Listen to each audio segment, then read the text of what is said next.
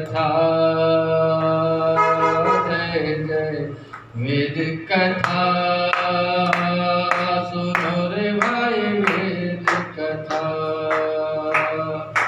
ओम भूर्भुवः स्वः तत्सवितुर्वरेण्यं भर्गो देवस्य धीमहि धियो यो नः प्रचोदयात्।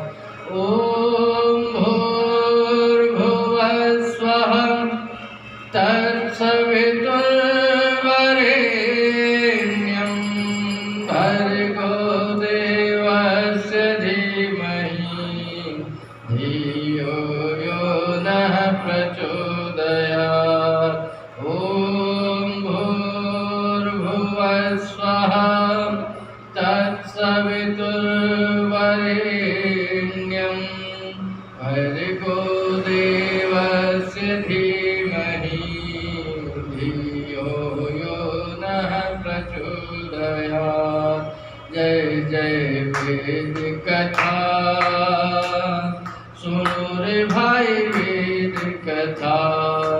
जिसे श्रवण कर कट जाती है, जिसे श्रवण कर कट जाती है जन्म जन्म की व्यथा। जय जय वेद कथा। सुनो रे भाई वेद कथा। जय जय वेद कथा। सुनो रे भाई वेद कथा।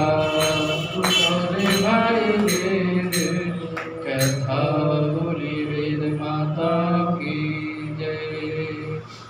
सभी गुरुदेव महाराज की जय। सभी देवी देवताओं की जय। आइए सीधे बैठते हुए लंबे स्वर से ओम का उच्चारण करें। अपने वाणी को पवित्र करें, अपने अंतःकरण को शुद्ध करें। वैदिक मंत्रों के श्रवण से, वैदिक मंत्रों के श्रवण की परंपरा को हम बनाए रखें, श्रुति परंपरा को बनाए रखें। जिन मंत्रों का हमें आज पाठ करना है, चिंतन करना है, उन मंत्रों का पाठ करने जा रहे हैं। उन मंत्रों का श्रवण करते हुए सीधे बैठ के ओमकार का उच्चारण करते हुए हाथ जोड़ करके आँख बंद करके श्रद्धा भाव से इन मंत्रों का श्रवण करें।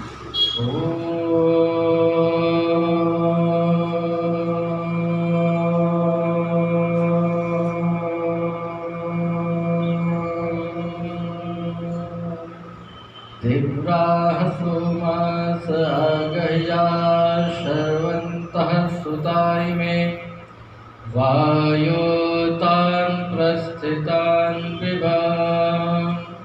ओ भाई मे दिविस्पृशेन्द्र वायु हवामहे अस्य सोमस्य पीतये।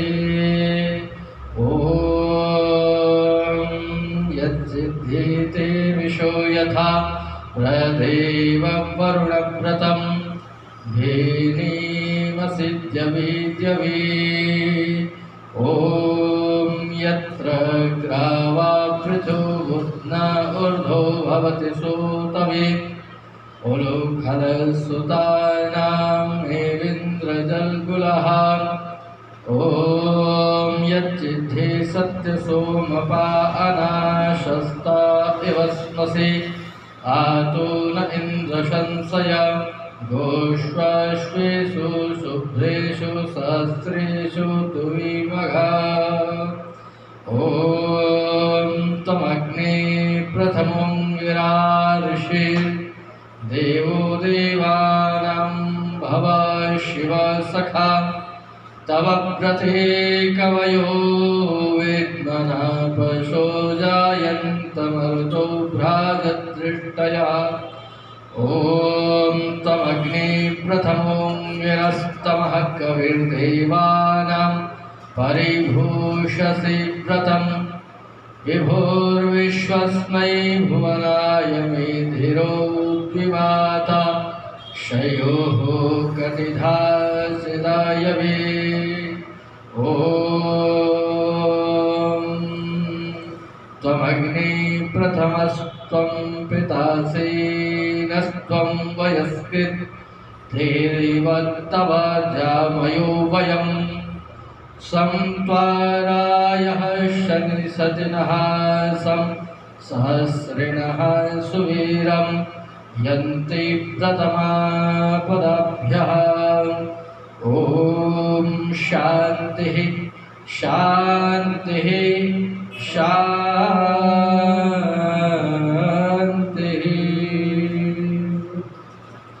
वेद का पढ़ना पढ़ाना और सुनना सुनाना सभी आर्यों का परम धर्म है।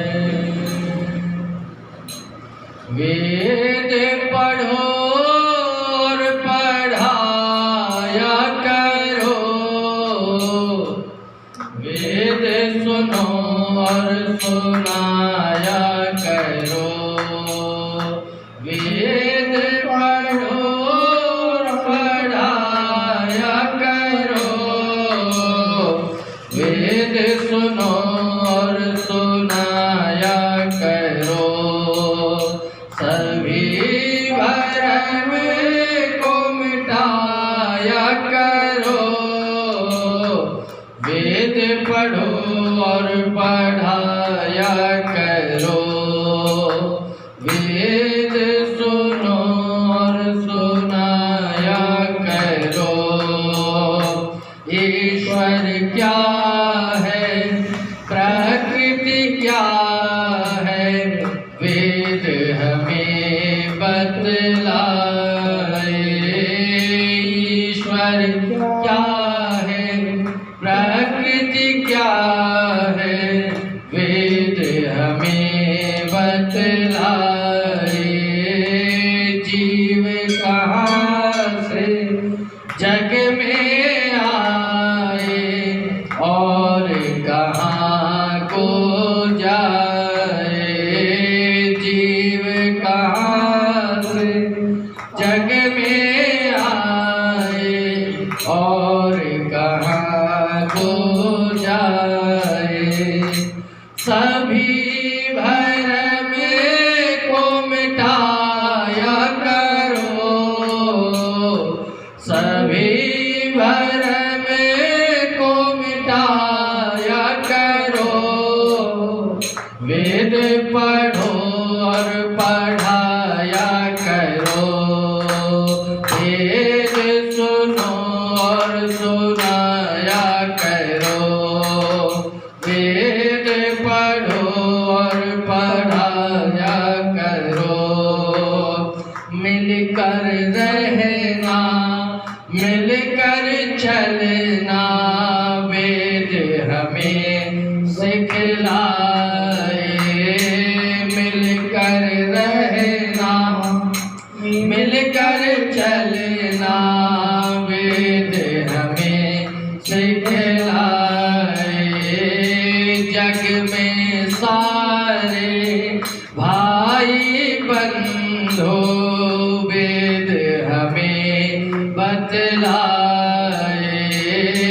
जग में सारे भाई बंधो, वेद हमें बतलाए। संगच्छध्वं संवदध्वं, वेद हमें बतलाए। वेद पढ़ो और पढ़ाया करो, वेद सुनो और सुनाया करो। सभी भरम को मिटाया करो, सभी भरम को मिटाया करो। वेद पढ़ो और पढ़ाया करो, वेद सुनो और सुनाया करो, वेद पढ़ो और पढ़ाया करो, वेद सुनो और सुनाया करो। बोलिए वेद माता की जय। वेद का पढ़ना पढ़ाना, सुनना सुनाना हम सभी का परम कर्तव्य है, परम धर्म है। धर्म शब्द कोई ऐसा शब्द नहीं है जिसे हम न जानते हो। धर्म शब्द से हमें भ्रमित किया गया, धर्म शब्द से हमें बहकाया गया, धर्म शब्द से हमें अलग अलग विचारधारा से जोड़ने का प्रयास किया गया। लेकिन वेद माता कहती है कि धर्म हर व्यक्ति का कर्तव्य है। यदि धर्म शब्द के लिए कोई शब्द, पारिभाषिक शब्द यदि हम देते हैं, आज रिलीजन शब्द आता है, अंग्रेजी में रिलीज करना। हम देखते हैं ना, कोई फिल्म बन कर के आए तो उसे रिलीज करते, अर्थात उसे लोगों तक पहुंचाते। तो रिलीजन का अर्थ हुआ कि जो है हम अपने विचार को दूसरे तक पहुंचाएं। ये धर्म का सही अर्थ नहीं हुआ। धर्म की सही परिभाषा इस शब्द से नहीं होती। अगर धर्म शब्द के लिए कोई सटीक शब्द मिलता जुलता अगर हम दे तो उसके लिए हम देते हैं ड्यूटी। ड्यूटी शब्द है कर्तव्य पालन करना। पिता का धर्म है पिता अपने कर्तव्य का पालन करे, माता का धर्म माता अपने कर्तव्य का पालन करे, पुत्र का धर्म पुत्री का धर्म अपने कर्तव्य का पालन करे। जो जिसका जैसा कर्तव्य है, जिस स्थान, जिस परिवार, जिस परिवेश, जिस शरीर से जुड़ा हुआ है, वह उस कर्तव्य का पालन करता है तो वह अपने धर्म का पालन कर रहा है, वो अपने कर्तव्य का पालन कर रहा है। और यही तो धर्म है जो हमें और प्राणियों से और पशुओं से इन सब से अलग करता है। नीतिकारों ने कितना सुंदर कहा, आहार निद्रा भयमैथुनञ्च सामान्यमेतत् पशुभिः नराणाम्। पशु और नर, मनुष्य और जानवर में केवल सब कुछ बराबर है। क्या? तो कहा आहार, खाना पीना जानवरों को भी चाहिए और इंसान को भी खाना पीना जरूरी है। आहार, निद्रा और विश्राम करना, नींद लेना भी उन्हें भी जरूरी है और इंसानों को भी जरूरी है। भय, उनको भी डर लगता है और इंसान हमको भी डर लगता है। वो भी डरते हैं, बड़े से बड़े जानवर डरते हैं और बड़े से बड़े इंसान, चाहे धन में, संपत्ति में, आयु में या अनुभव में, ज्ञान में कितना भी बड़ा क्यों न हो, उसे भी डर लगा रहता है। आहार, निद्रा, भय और मैथुन, वह अपने प्रजा, अपने संतान को उत्पन्न करने में जानवर भी अपना समय देते हैं और इंसान भी चाहता है कि हमारा वंश परंपरा आगे बढ़े। तो जब ये चारों चीजें दोनों में बराबर है तो जानवर और इंसान में अंतर क्या है? तो कहा धर्मो हितेषाम् अधिको विशेषः धर्मेण हीनः पशुभिः नराणाम्। कहा मनुष्य में वह अधिक है जो जानवरों से ज्यादा है और वो है धर्म। वो अपने कर्तव्य को जानता है और अपने कर्तव्य का पालन करता है। जिसके कारण से जानवरों से इंसान बड़ा माना जाता है। और यदि धर्म का पालन नहीं करता है, कर्तव्य का पालन नहीं करता है, वो इंसान भी सामाजिक प्राणी बनकर के रह जाता है। बोलिए वेद माता की जय। तो वेद माता ने हमें आज के मंत्र में संकेत किया, त्वं नो अग्ने सनय धनानां यशसंकारुं क्रीडोहि स्तवानः कर्क्रध्यामा कर्मापसा नवेना देवैर्द्या वा पृथिवी प्रावर्तनं नः। नः हमारे लिए, हे परमात्मा, हे जगन्नियंता, जगदीश्वर, जगदात्मदेव, आप हमारे लिए प्रावर्ततम, आप हमारे लिए सारे वह सुख साधन सौविध्य उपलब्ध करा रहे हो। परमात्मा ने हमें जल वायु अग्नि आकाश पृथ्वी सब कुछ हमारे लिए दिया है। ये मेरा नहीं है, ये मेरे लिए है। यही तो वेद माता बार बार संकेत कर रहे हैं कि शरीर मेरा नहीं है, ये मेरे लिए है। ये स्थान, ये परिवार, ये बंधु बांधव, ये सुख सुविधाएं, ये जल वायु अग्नि आकाश पृथ्वी सब कुछ मेरा नहीं है, मेरे लिए है। और यही तो शब्द है मेरा और मेरे लिए। अगर मेरा समझ लिया तो इससे मोह माया में फंसते चले जाओगे और जहां जाना है वहां जा नहीं पाओगे। क्योंकि एक छोटी सी यात्रा हम करते हैं ना महाराज, छोटी सी यात्रा यहाँ से वहाँ जाने के लिए, बस में या गाड़ी में या फिर ट्रेन या हवाई जहाज कहीं से, तो वो जो बर्थ, वो सीट जो हम बुक करते हैं वो मेरा तो नहीं होता ना, वो किसके लिए? हमारे लिए, मेरे लिए होता है। और जैसे ही यात्रा, लेकिन वो सीट हम जब यात्रा समाप्त हो तो लेकर के तो नहीं जाते हैं, हम उसे यात्रा खत्म होते ही वही छोड़कर चले जाते हैं।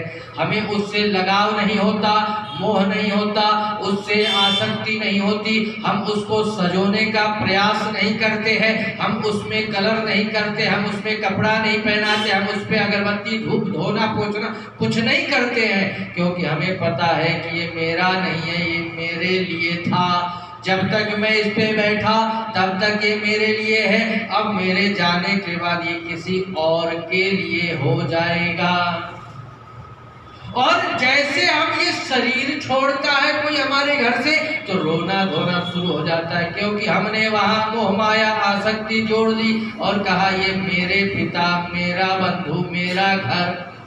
जैसे ही हम घर बदलते हैं, यहाँ से वहाँ जाते हैं, तो आसक्ति के वो आंसू निकल आते हैं।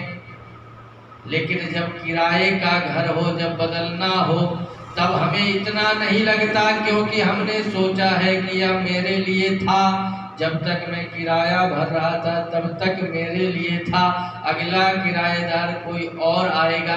तो ये सत्संग और कथा, ये चिंतन हमें बार बार समझाते हैं कि सावधान रहो, सचेत रहो, जागृत रहो, जो कर्तव्य है उसका पालन करो, जो करना है वो करो। लेकिन हम सुबह से शाम तक जो नहीं करना है वही कर रहे हैं, और जो करना है वो तो कहीं दूर छोड़ कर के हम बैठे हैं।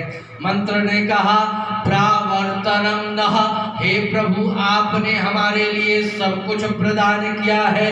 क्रध्या कर्मा पशा नवेन दैव्यैः पृथिव्यैः, ये द्युलोक, पृथ्वी लोक, ये भूत भविष्य वर्तमान, ये सारा संसार सब कुछ हमारे लिए आपने दिया है।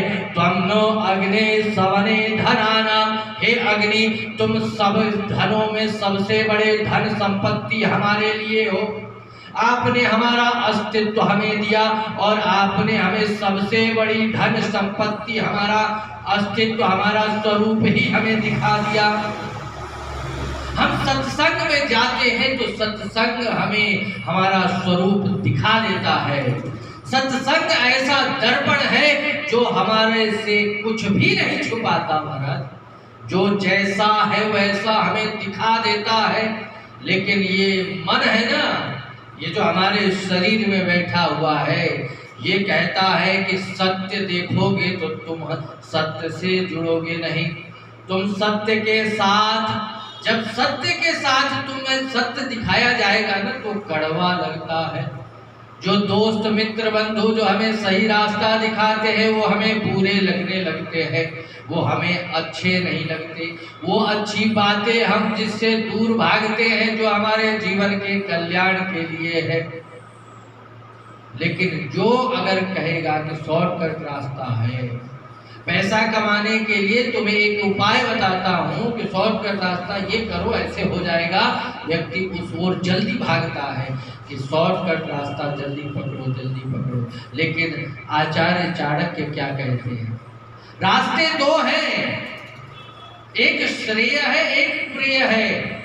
श्रेय रास्ता बिल्कुल निश्चित है, हमारे लिए लाभ का रास्ता है, हमारे लिए सही है, सफलता का रास्ता है। प्रिय रास्ता शॉर्टकट रास्ता है। श्रेय रास्ते पे जाएंगे, कांटे मिलेंगे, परेशानियां मिलेगी, कठिन मेहनत परिश्रम करना होगा, समय लगेगा, सब कुछ होगा। लेकिन आचार्य चाणक्य कहते हैं कि श्रेय रास्ते से अगर हम चलते हैं, हो सकता है देरी होगी, हो सकता है मेहनत ज्यादा लगे, हो सकता है कि परेशानी ज्यादा उठानी पड़े, लेकिन इस रास्ते पर चलने से लक्ष्य निश्चित ही प्राप्त होगा। यह निश्चित है 100% कि इस रास्ते पे जाओगे तो तुम पहुंच जाओगे, उस लक्ष्य को प्राप्त कर लोगे। लेकिन जब प्रिय रास्ते पर चलोगे, फूल बिछे हुए हैं, सरलता है, सुगमता है, आसानी है, आपको सरल रास्ता है, मेहनत कम करना है, जल्दी ही लक्ष्य प्राप्त करने के लालच दिए जाते हैं। लेकिन कभी लक्ष्य प्राप्त होगा, कभी नहीं भी होगा, कोई गारंटी नहीं लेने वाला है। वो कहते हैं शॉर्टकट रास्ता है, हाँ आपको लक्ष्य जल्दी प्राप्त हो जाएगा, लेकिन हो जाएगा यह विश्वास हम नहीं दिलाते हैं। डॉक्टर क्या कहते हैं कि शायद कर दो इस पे कि ऑपरेशन करना है, लेकिन हम गारंटी नहीं ले रहे कि ये बच ही जाएंगे, हम ऑपरेशन कर देंगे, हमें अपने पर विश्वास है कि हम सही करेंगे, फिर भी हम गारंटी नहीं लेते। शायद करो कुछ होगा तो तुम जिम्मेदार हो। जब ये संसार के छोटे छोटे कार्यों की गारंटी कोई लेने वाला नहीं है, तो उस धाम तक जाने की गारंटी कौन लेगा महाराज? कोई लेने वाला है? कोई साधु संत महात्मा पीर फकीर कोई भी गारंटी आपकी नहीं लेने वाला कि आपको उस धाम तक मैं पहुंचा कर रखूंगा। अगर कोई गारंटी लेता है तो समझ लेना कि वो आपको धोखा दे रहा है, वो आपको छलावा में फंसा रहा है, वो आपको गलतफहमी में रख रहा है, वो आपको गलत रास्ते पर ले जाएगा। और ऐसे पीर फकीर बाबा जो बैठे थे, जो आपको ले जाते थे, वो आज जेल में बैठे हुए हैं महाराज, क्योंकि किसी में ताकत नहीं कि जो भगवान से आपको मिला दे। अगर भगवान से मिलाने की ताकत है तो वह स्वयं आप में ही है कि हम चाहेंगे तो हम उसको प्राप्त कर सकेंगे। तप से, त्याग से, परिश्रम से, मेहनत से सफलता को हमें स्वयं प्राप्त करना है। वेद माता ने संकेत किया यशसं कारुं कृणोहि, जो यश को प्राप्त कराए, जो यश कीर्ति को ले जाए, जो आपको सही रास्ता दिखाए, वह कर्म करो, वह कर्तव्य का पालन करो और उस कर्तव्य का पालन करते हुए नित्य प्रति आगे बढ़ते रहो। चरे वैति, अपने कर्तव्य का पालन करते हुए आपको आगे बढ़ते रहना है।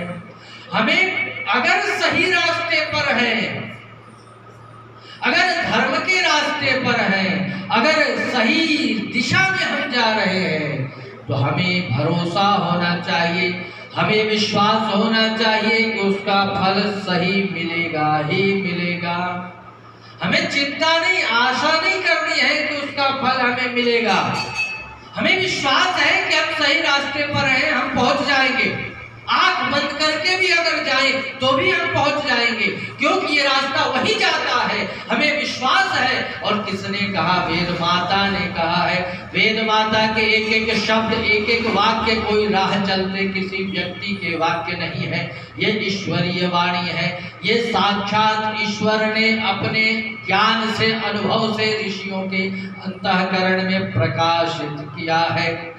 ये कोई मेरी और आपकी और किसी अन्य व्यक्ति की वाणी नहीं है कि इसमें कुछ मिलावट कर दो, कुछ इससे शब्द हटा दो, कुछ इसमें जोड़ दो। कोई कथा कहानी नहीं है इसमें।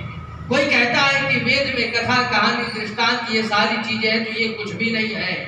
वेद सनातन है, जो पहले भी लागू होते थे, आज भी लागू होते हैं और आगे भी लागू होते हैं। वेद हमें इंसान बनाते हैं, वेद हमें सही रास्ता दिखाते हैं। किसी के काम जो आए उसे इंसान कहते हैं, उसे इंसान कहते हैं।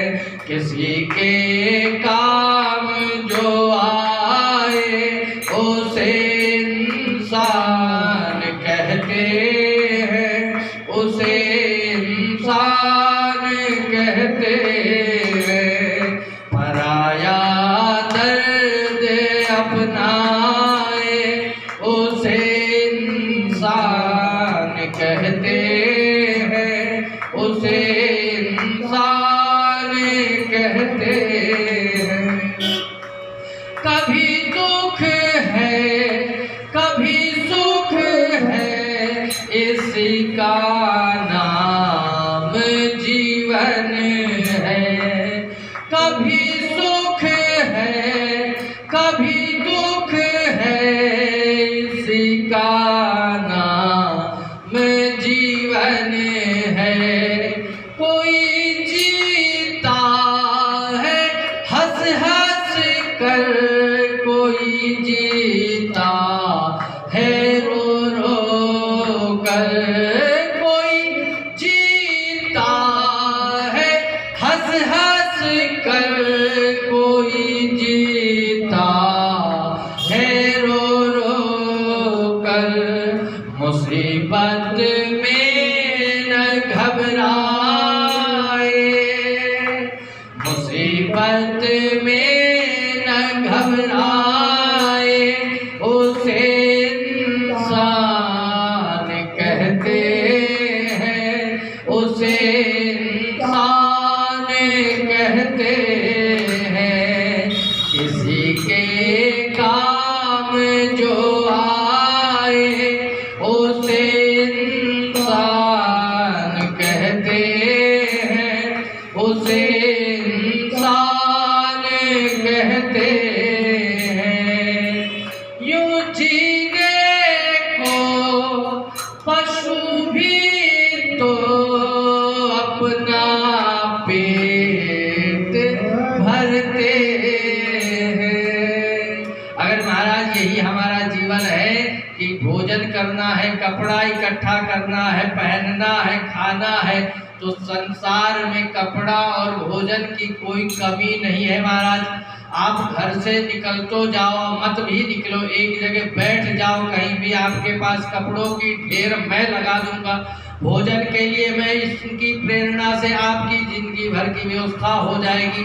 मैं कुछ नहीं कर सकता, लेकिन इनकी कृपा से सब संयोग उत्पन्न करवा सकते हैं। अगर भोजन और कपड़ा ही हमारा जीवन का उद्देश्य हो, तो ये उद्देश्य तो स्वाभाविक है, ये अपने आप प्राप्त हो जाने वाला है। थोड़े से मेहनत करने से ये मिल जाने वाला है, लेकिन ये जीवन का उद्देश्य नहीं है।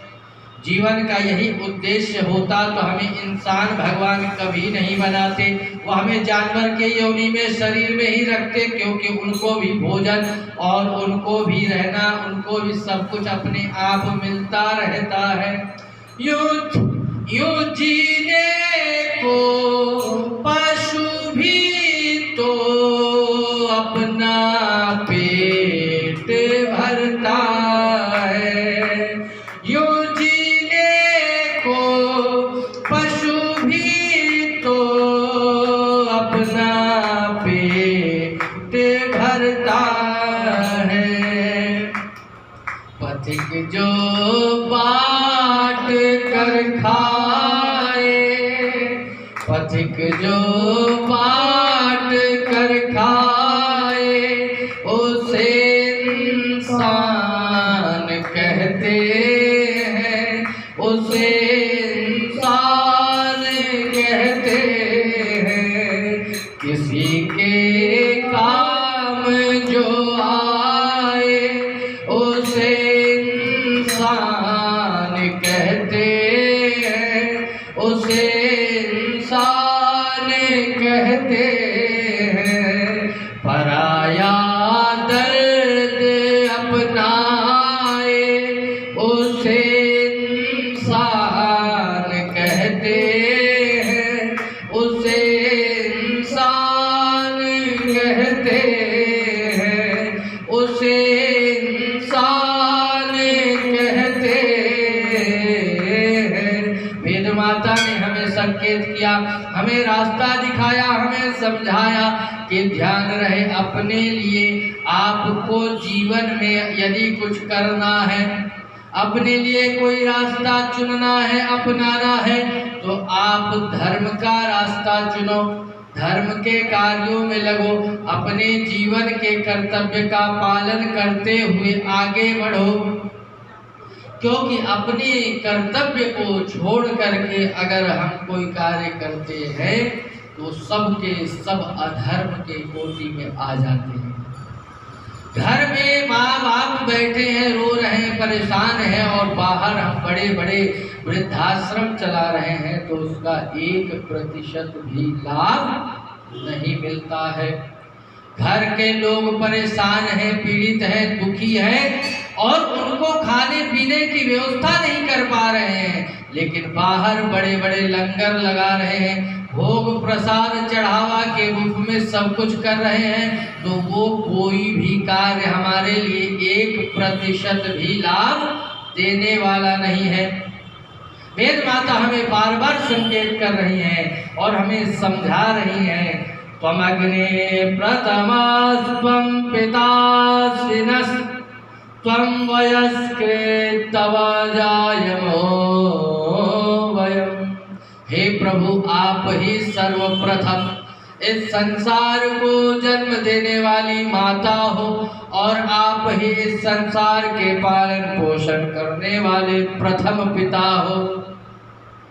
यह संसार यदि सबसे पहले हमें किसी ने जन्म दिया, हमारे माता पिता, उनको किसी ने जन्म दिया, उनके माता पिता, उनको किसी ने जन्म दिया, उनके माता पिता, ऐसे ही पीछे बढ़ते बढ़ते चले जाए और मूल में जाए तो जिसने सृष्टि को जन्म दिया, जिसने संसार के पहले व्यक्ति को जन्म दिया, जिसने इस ब्रह्मांड को जन्म दिया, वो सबके पिता है, वो सबकी माता है, वही सबके बंधु बांधव है। त्वमेव माता च पिता त्वमेव बंधुश्च सखा त्वमेव। तुम ही हमारी माता हो, तुम ही हमारे पिता हो, तुम ही हमारे बंधु बांधव, और सब कुछ तुम ही हो। मंत्र ने संकेत किया, त्वमग्ने प्रथमस्त्वं पितासि। हे प्रभु, हे जगन्नियंता जगदीश्वर, तुम संसार के सबसे पहले पिता हो और सबके पिता हो। हम जिससे ज्यादा प्रेम करते हैं ना, वहां शब्द की मर्यादाएं समाप्त हो जाती है। बालक अपने माता से ज्यादा प्रेम करता है महाराज, तो बालक माता को आप कभी नहीं करता, और पिता से थोड़ा करता है तो पिता को आप डर से कहे या कुछ भी कहे, लेकिन माता को शब्द से कहता है तुम ही हमारी माता हो, तुम ही हमारे पिता हो। तो प्रभु को हम तुम कह सकते हैं, त्वम असि पिता, तुम हमारे पिता हो। अगर दो मित्र हैं, दोनों मित्रों में आपस में जिस दिन आप कह के बोलने लगे ना, तो समझिए कि दूरी बननी प्रारंभ हो गई। और वो पूछते हैं क्या हुआ, क्या चल रहा है तेरे मन में कि बड़ा मान सम्मान देने लगा है। तो कहीं जहां जरूरत है वहां मान सम्मान की आवश्यकता है, लेकिन जहां प्रेम है, जहां प्यार है, वहां तो व्यक्ति एक दूसरे को गाली भी दे देते हैं तो भी होली के समय खेलते हुए बुरा नहीं लगता। और लेकिन जहां बैठे हैं सभा के बीच में, वहां तुम बोल दिया, उंगली दिखा दिया तो उसकी आफत आ गई कि सबके सामने तुमने हमारी इज्जत उतार दी। वही शब्द थे, स्थिति परिस्थिति सब बदल जाती है। शब्द का प्रयोग कब करना है, कैसे करना है, किस रूप में करना है, इसका निर्णय वह परिस्थिति, वह स्थान हमें बताता है। वो शब्द किसी के लिए अपमानजनक नहीं होते, वो शब्द किसी के लिए सम्मानजनक नहीं होते, वो व्यक्ति किसी का मित्र नहीं, किसी का शत्रु नहीं, वो व्यक्ति किसी का भाई नहीं, किसी का बंधु नहीं, किसी का दुश्मन नहीं। परिस्थितियां ही उसे दुश्मन और मित्र बना देती है। बोलिए वेद माता की। तो वेद माता ने हमें बार बार संकेत किया कि हे प्रभु, तुम हमारे सबसे पहले पिता हो और तुम्हारा कर्तव्य है। वेद माता समझा रही है कि तुम हमारे सबसे पहले पिता हो और तुम्हारा धर्म है कि तुम मेरी रक्षा करो, मेरे पालन पोषण की व्यवस्था करो, तुम मेरे लिए खड़े रहो, तुम मेरी सुरक्षा करो। तुम्हारा दायित्व है, तुम्हारा कर्तव्य है, तुम्हें करना ही होगा। पिता अगर पुत्र को बड़ा करता है, पाल पोस के पढ़ा लिखा करके उसे योग्य बनाता है, तो वो उसके ऊपर एहसान नहीं करता है, वो उसका कर्तव्य है जो उसको पालन पोषण करके उसे बड़ा करे, उसे योग्य बनाए। अगर पुत्र अपने माता पिता की सेवा करता है, उसको उनके साथ रहता है, ध्यान रहे माता पिता को कोई जिंदगी में ऐसा बना नहीं कोई पुत्र जो अपने साथ रख सके। माता पिता को साथ रखने वाला कोई पुत्र संसार में उत्पन्न हुआ ही नहीं आज तक। हम माता पिता को रख नहीं सकते, हम माता पिता के साथ रहते हैं, माता पिता हमें रखते हैं, माता पिता हमें आशीर्वाद देते हैं, वो अपने साथ हमें रख रहे हैं। यही उनका हमारे ऊपर एहसान समझिए। उन्होंने कर्तव्य का पालन तो कर दिया, योग्य बना दिया, लेकिन फिर भी वो आपके लिए अंतिम सांस तक कुछ कर रहे हैं, तो वो अपने कर्तव्य का पालन कर रहे हैं। लेकिन हमने कुछ थोड़े से पैसे, थोड़े सी व्यवस्था उनके लिए कर दी और अहम अहम अहम चिल्लाने लगे। और मैं जो चिल्लाते हैं, ध्यान रखिए उन्हीं के रहते जाते हैं, है ना। तो हमें अहम का भाव त्याग करके शरण में आना है। और यहाँ जब हम शरण में आ जाते हैं, शरण में आए हैं हम तुम्हारी, दया करो हे दयालु भगवन। शरण में आए हैं हम तुम्हारी, दया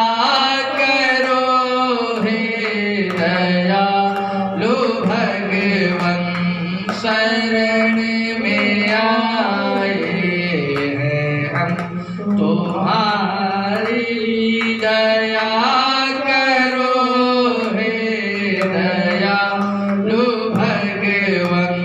संभालो बिगड़ी दशा हमारी, संभालो बिगड़ी दशा हमारी, दया करो हे दयालु भगवन। दया करो हे दयालु भगवन। ना हम में बल है, ना हम में शक्ति, ना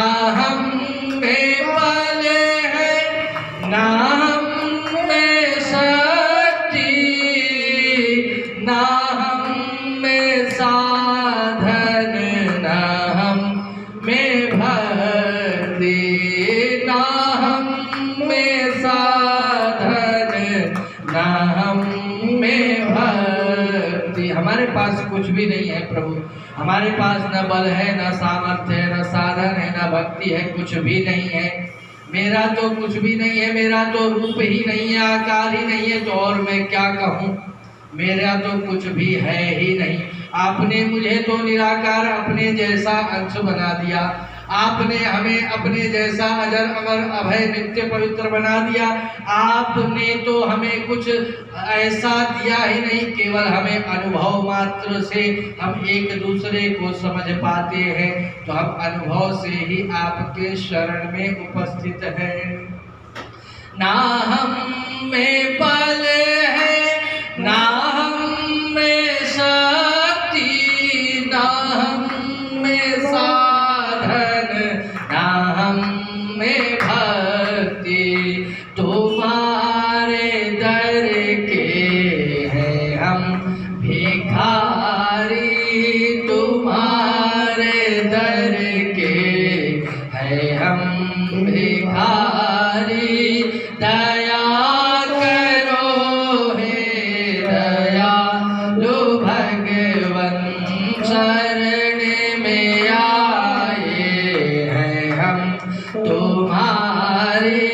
दया करो हे दयालु भगवन, जो तुम हो स्वामी तो हम हैं सेवक, जो तुम हो पालक तो हम हैं बालक, जो तुम हो स्वामी तो हम हैं सेवक, जो तुम हो पालक तो हम हैं बालक, जो तुम हो ठाकुर तो हम पुजारी, जो तुम हो ठाकुर तो हम पुजारी। दया करो हे दयालु भगवन, शरण में आए हैं हम तुम्हारी, शरण में आए हैं हम तुम्हारी। दया करो हे दयालु भगवन, शरण में आए तुम्हारी। दया करो हे दयालु प्रदान कर दो महान शक्ति, भरो हमारे में भाव भक्ति। प्रदान कर दो महान शक्ति, भरो हमारे में भाव भक्ति। तभी कहाओगे तापहारी, तभी कहाओगे तुम बिहारी। दया करो हे दयालु भगवन, संभालो बिगड़ी दशा हमारी, संभालो बिगड़ी दशा हमारी। दया करो हे दयालु भगवन, शरण में आए हैं हम तुम्हारी, शरण में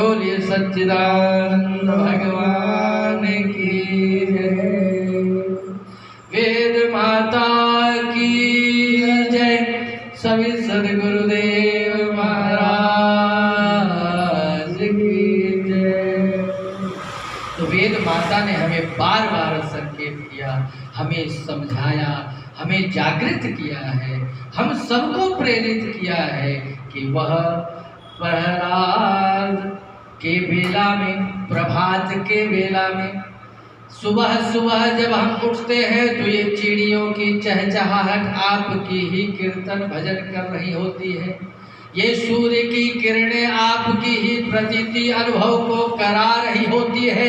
ये अमृत वेला, यह प्रभात वेला, यह सूर्योदय, शुभोदय और दिन का प्रारंभ। महाराज ये जो है ना, सुबह शाम नित्य कर्म होता है। हम जितने भी कर्म करते हैं वो 3 प्रकार के होते हैं। कितने? 3 प्रकार के। एक तो पहला कर्म नित्य कर्म। कौन सा कर्म? नित्य कर्म। दूसरा है निमित्त कर्म, निमित्त कर्म। और तीसरा है प्रायश्चित कर्म, प्रायश्चित कर्म। हम निमित्त कर्म तो करते हैं और निमित्त से ज्यादा आजकल हम प्रायश्चित कर्म कर रहे हैं। हम बार बार पे क्षमा मांगते फिरते हैं। कभी हम अपने बॉस से क्षमा मांगते हैं, लिख करके देते हैं कि गलती हो गई, हमें माफ करो। ना भी करना हो तो भी वो लिखवा लेता है, दूसरे की भी गलती की भी क्षमा हम मांगते फिरते हैं। या हम कभी पड़ोसी से क्षमा मांगते हैं, या राह चलते कोई ऐसा मिल जाता है, टक्कर हो गई, हमें जाना है तो भैया माफ कर, हमें जाने दे। या हम कुछ नहीं तो घर में बैठी हमारी महारानी है, उनसे ही हम क्षमा मांगते रहते हैं कि हो गई गलती, चलो जी कोई बात नहीं, अगली बार हम ध्यान रखेंगे आपका जन्मदिन कब है, आपका भी हमारा विवाह वर्षगांठ कब है। तो हम प्रायश्चित कर्म में ही उलझे हुए हैं महाराज। लेकिन सिद्धांत क्या कहता है? कथा, सत्संग, स्वाध्याय और कर्म का सिद्धांत कहता है कि प्रायश्चित कर्म तो कभी जन्म जन्मांतरों में कभी कभी करने का है। हम निमित्त कर्म में लगे हुए हैं कि कोई ना कोई कारण से हम कर्म करते हैं, कोई उद्देश्य रख करके हम कार्य कर रहे हैं। अगर मंदिर आना है तो हम उद्देश्य रखते हैं कि हाँ हमें ये दे दो तो हम पूजा करेंगे, हमें ये दे दो तो हम कथा करेंगे। हम पहले ही निमित्त करते हैं कि ये हो जाए तो हनुमान जी हम आपको मंगलवार को प्रसाद चढ़ाएंगे। हम निमित्त कर्म में जी रहे हैं और नित्य कर्म तो हम कोसों दूर छोड़ चुके हैं महाराज। लेकिन आचार्य कहते हैं कि नित्य कर्म वो है, ध्यान रहे, नित्य कर्म का लाभ नहीं दिखाई देता है, लेकिन न करने से हानि जरूर दिखाई देती है। नित्य कर्म में सुबह उठने से लेकर के जो दिनचर्या हमारी है सारी नित्य कर्म में है। अगर एक दिन भी दिनचर्या हमारी गड़बड़ हो जाए तो पूरा दिन हमें उसका भुगतान करना पड़ता है। बोलिए करना पड़ता है कि नहीं? एक दिन जरा लेट उठ जाए और फिर देखिए दिन भर आपका स्वभाव और आपके आसपास के लोग और आपका कैसा व्यवहार रहता है, उसका भुगतान आपको दिन भर करना पड़ता है। और नित्य कर्म में एक सबसे बड़ी चीज आती है, सबसे बड़ा कर्तव्य आता है पूजा करना। पूजा, संध्या, वंदन, आरती, ये सारे कर्म नित्य कर्म है। रोज सुबह सूर्य उदय के साथ सूर्यास्त के साथ ये दोनों समय होना चाहिए। हम नहीं कर रहे हैं संध्या वंदन, ईश्वर से बातें, उनसे मुलाकातें, तो हमारे साथ दिन भर हम इसका फल जिंदगी भर भोगने के लिए तैयार हैं कि हमारा आत्मिक बल कमजोर होता चला जा रहा है। कोई कहे कि हमें संध्या करने से, हमें पूजा उपासना व्रत त्योहार इन सब के करने से क्या मिलता है, तो उसका सीधा सा उत्तर है कि उससे आत्मिक बल मिलता है, जिससे बड़े से बड़े कार्य संपन्न हो जाते हैं। आपके पास धन कितना है, आपके पास बौद्धिक क्षमता कितनी है, आपके पास शारीरिक बल कितना है, इसका कोई फर्क नहीं पड़ने वाला है। आपके पास आत्मिक बल कितना है, इससे फर्क पड़ता है। एक छोटा सा बालक आत्मिक बल के आधार पर बड़े से बड़े व्यक्ति से वो सवाल पूछ लेता है और उसका जवाब यदि नहीं तो सामने वाला उसको कुछ और सुना करके बात टाल देता है। ध्यान रहे, अगर हमने किसी से कुछ पूछा है, ठीक है, एक सिद्धांत की बात करते हुए आगे मंत्र पर हम आएंगे कि हमने किसी से कुछ पूछा और उसने उसका उत्तर न देने के बजाय उसने उल्टा हमसे प्रश्न कर दिया। ध्यान दीजिएगा, हमने किसी से कुछ पूछा और उसने उसका उत्तर न देने के बजाय उसने प्रश्न कर लिया, तो समझिए कुछ दाल में काला है। या तो वो उस प्रश्न का उत्तर नहीं जानता या फिर वो उस प्रश्न का उत्तर बताना नहीं चाहता। वो हमें गोल गोल घुमाने के लिए हमें प्रश्न के जाल में बांध रहा है। और जब अगर ऐसा हमारे सामने किसी ने किया, क्योंकि धर्म के ठेकेदार बहुत लोग बैठ चुके हैं, गली गली मिल रहे हैं, हर जगह मिल रहे हैं, अगर उनसे तर्क की बात करें, कुछ पूछे तो हमें उल्टा ही प्रश्न दे देते हैं कि तुम बताओ ये क्या है, तुम बताओ ये क्या। अरे सीधे बोलो कि जो आप भक्त बन करके, जो आप साधक बन करके प्रश्न कर रहे हो, अगर हमें नहीं पता तो हम आगे इसको जान करके आपको बताएंगे, आपको समझाएंगे, आपको सिखाएंगे।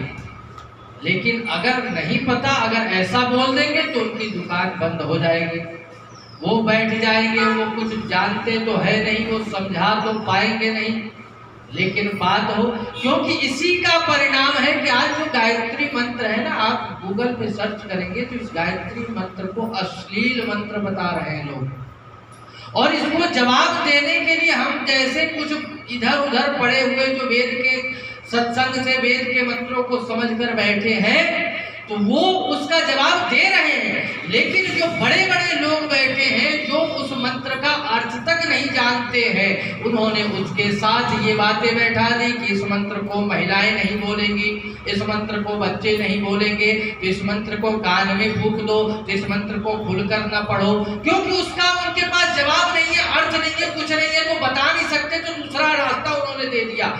जिसके कारण से आज जो विधर्मी, जो वामपंथी, जो गलत विचारधारा के लोग हैं, हमारे वेद मंत्रों का गलत गलत अर्थ करके हमारे युवाओं को बहका रहे हैं। वो ईसाई, वो मुस्लिम हमारे मंत्रों को गलत गलत अश्लील बता करके, उन मंत्रों का गलत अर्थ करके, जो मंत्र संस्कृत शब्द से कोसों दूर है, जो जानते तक नहीं है कि गायत्री का अर्थ क्या होता है, वो गायत्री मंत्र का अश्लील गंदे गंदे अर्थ करके लोगों के सामने परोस रहे हैं, समझा रहे हैं कि ऐसे वेद जो है अश्लीलता से भरे हुए हैं, इनके पीछे मत पड़ो, हमारे पास आओ, सेवा करो, समाज के कल्याण की बात करो। और गले में क्रॉस डाल देते हैं। स्कूलों में नाम बदल दिए जा रहे हैं, उनके फादर मदर बना दिए जा रहे हैं, क्योंकि हमारे जो आप देखिए ना ध्यान से कि फागुन का महीना चलता था, पूरा मास भर हम एक दूसरे से जुड़े रहते थे, वो आगे फागुन का महीना आ गया, केवल वैलेंटाइन डे पर पूरा महीना प्रेम का एक 14 तारीख पे आके टिक गया। पूरा का पूरा पितृपक्ष जो पिता माता की सेवा के लिए था, वो आकर के फादर डे मदर डे पे टिक गया। और पूरे के पूरे बड़े बड़े वेद कथाओं के स्वाध्याय सत्संग केवल एक दिन की किट्टी पार्टी में आकर सिमट गई है। मैं ये नहीं कहता कि आप ये सारी चीजें मत करो, ये सारी चीजें मत समझो, लेकिन अपने सिद्धांत को छोड़ करके अगर आप उधर जा रहे हैं तो इनमें उन बच्चों की, युवाओं की कोई गलती नहीं है। हमारे जैसे उपदेशक प्रचारक उन तक अपनी बात नहीं पहुंचा पा रहे हैं, या माता पिता उन तक अपने सिद्धांतों को नहीं पहुंचा पा रहे हैं, ये सबसे बड़ी गलती है। तो वेद माता हमें बार बार समझा रही है, हमें संकेत कर रहे हैं कि अपना अधिकार छोड़ो नहीं और दूसरे का अधिकार छीनो नहीं। ये है सही सिद्धांत की अपना अधिकार हमें छोड़ना नहीं है। किसी भी देवी देवता को आप जरा उठाकर देख लो कि उनके हाथ में यदि शस्त्र शास्त्र है तो हाथ में शस्त्र भी है। अगर वो सत्य धर्म की बात करते हैं, एक हमें ही हमारे ही मंत्रों से हमें ही समझाया जा रहा है, अहिंसा परमो धर्मः, लेकिन आगे नहीं पढ़ा किसी ने, आगे उस शब्द के आगे नहीं पढ़ा कि अहिंसा परमो धर्म हिंसा तथैव च। यदि अहिंसा परम धर्म है, धर्म की रक्षा के लिए अहिंसा के रास्ते पर चलना है, तो धर्म के रक्षा के लिए अगर हिंसा करनी पड़े तो वह परम धर्म है। यदि हमारा बच्चा गलत रास्ते पर जा रहा है, अगर उसे सही रास्ते पर लाने के लिए अगर उसे हमें थोड़ी ताड़ना करनी पड़े, डांटनी पड़े, डपटनी पड़े, तो वो उसके लिए भलाई है, न कि उसके लिए हिंसा है। लेकिन आज वह चला जाए कोर्ट में खड़ा हो जाए कि माता पिता मुझे मार रहे हैं, तो उसका जवाब किसी के पास नहीं है। कानून व्यवस्था उस माता पिता को दंड देने के लिए तैयार है। आज हमारे संस्कारों के साथ कितना खिलवाड़ हो रहा है। कभी किसी ने सोचा है कि एक लड़की लड़की विवाह कर ले, लड़का लड़का विवाह कर ले? विवाह का मतलब क्या होता है? विवाह का मतलब होता है विशेष प्रकार से जिम्मेदारियों का वहन करना, विशेष प्रकार से कर्तव्यों का वहन करना, और विवाह का एकमात्र उद्देश्य है समाज को सभ्य नागरिक प्रदान करना।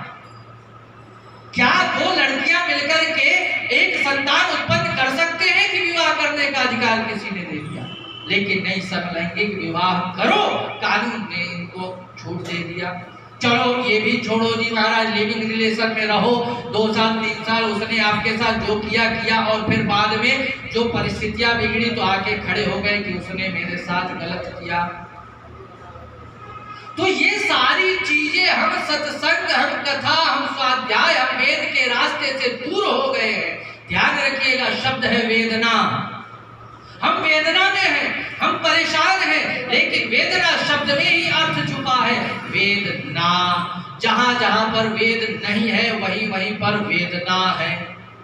जहां जहां पर वेद नहीं है वहीं वहीं पर वेदना है, पीड़ा है, परेशानी है। अगर हम स्वाध्याय नहीं करेंगे, अगर हम जागरूक नहीं होंगे, सचेत नहीं होंगे, सावधान नहीं होंगे, तो ध्यान रखिए हमारे ग्रंथों के साथ, हमारे धर्म के साथ, हमारे संस्कारों के साथ खिलवाड़ दूसरे तो कर ही रहे हैं, हमारे अपने भी करने के लिए खड़े हो चुके हैं। पहले लोगों को समझा तलवार के बल पर, लोगों को जोर जबरदस्ती हमसे दूर किया जाता था, लेकिन आज प्यार से, मोहब्बत से हमसे कब वो दूर हो जा रहे हैं हमें पता ही नहीं चलता है। तो हम अपने बच्चों को अपने परिवार में, अपने समाज में हम बताएं कि हमारा धर्म ग्रंथ वेद है, और वेद 4 हैं। कौन कौन से? ऋग्वेद, यजुर्वेद, सामवेद, अथर्ववेद। और ये चारों वेद किसी एक व्यक्ति, 2 व्यक्ति, और किसी हिंदू, किसी मुस्लिम, किसी सिख, ईसाई के लिए नहीं है। ये वेद सबके लिए है। ये वेद किसी को हिंदू नहीं बनाते, ये वेद किसी को मुस्लिम, ईसाई, सिख, ये सब कुछ नहीं बनाते हैं। वेद सबको मनुष्य बनाने की शिक्षा देते हैं। और वेद माता ने आगे क्या संकेत किया? वेद माता ने संकेत किया, त्राता लोकस्य तनय गवाम स्तोमेशम रक्षमाणस्तव व्रते। हे जगन्यंता, जगदीश्वर, हमने व्रत लिया है, संकल्प लिया है कि अपने उत्थान के साथ साथ समाज का उत्थान भी करेंगे। हमने व्रत लिया है, संकल्प लिया है कि हम सब कार्य करेंगे। तो हे प्रभु, आपने भी संकल्प लिया है कि तुम्हारे शुभ कार्य की पूर्ति मैं करवाऊंगा। तो हमें यह ध्यान रखना है कि परमात्मा हमें छोड़ने वाले नहीं हैं, ईश्वर हमें कभी भी साथ छोड़ने वाले नहीं हैं। हम चाहें या न चाहें, कोई माने या न माने, ये वेद ज्ञान सबके लिए है, ये सबके कल्याण के लिए है। वेद कथा, सत्संग, स्वाध्याय किसी एक व्यक्ति, 1 2 या किसी राह चलते या किसी बैठे हुए के लिए नहीं है, यह सबके लिए है, ये सबके कल्याण के लिए है। तो संपूर्ण मंत्रों का, वेद मंत्रों का सार यदि हम कुछ कहें, तो अगर हम पूरे के पूरे वेदों के मंत्रों तक नहीं पहुंच पा रहे हैं, तो कम से कम गायत्री के शरण में चले आएं।